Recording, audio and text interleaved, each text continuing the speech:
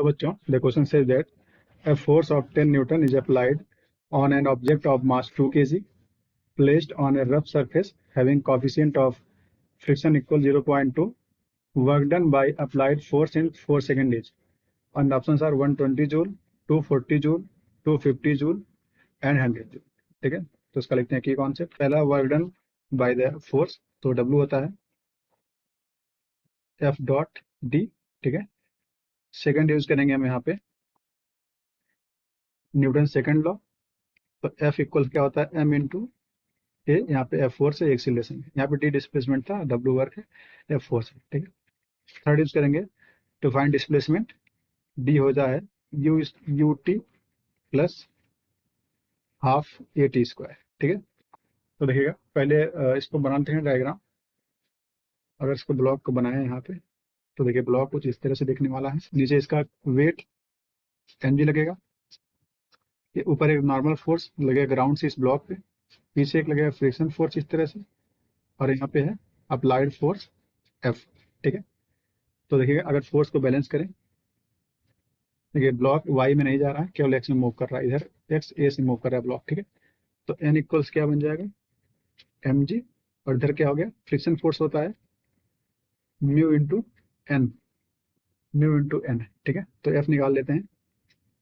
Mu कितना है 0.2 आपको दे रखा है, देखिए म्यू 0.2 है, और n की अगर बात करें तो n यहाँ पे देखिए mg है, m आपको दे रखा है फिर से, m 2 kg है, और g को हम 10 ले लेते हैं। ठीक है, तो F आ जाएगा 4 न्यूटन, फ्रिक्शन फोर्स 4 न्यूटन। ठीक है, अब देखिए इस पे अगर नेट फोर्स लिखें, नाउ F नेट बराबर क्या बन जाएगा m into a. F net क्या है applied force F minus friction force small f equals m into a. तो ये आएगा अप्लाइड फोर्स F कितना है, अप्लाइड फोर्स है 10 न्यूटन, तो 10 minus friction force 4 upon m है, मास है 2 kg। ठीक है, तो 2, तो इसका बॉडी का एक्सीलरेशन आ गया है 6/2 आएगा, तो 3 मीटर पर सेकेंड स्क्वायर। ठीक है, इसका आ गया एक्सीलरेशन। अब निकालते हैं डिस्प्लेसमेंट इन 4 सेकेंड।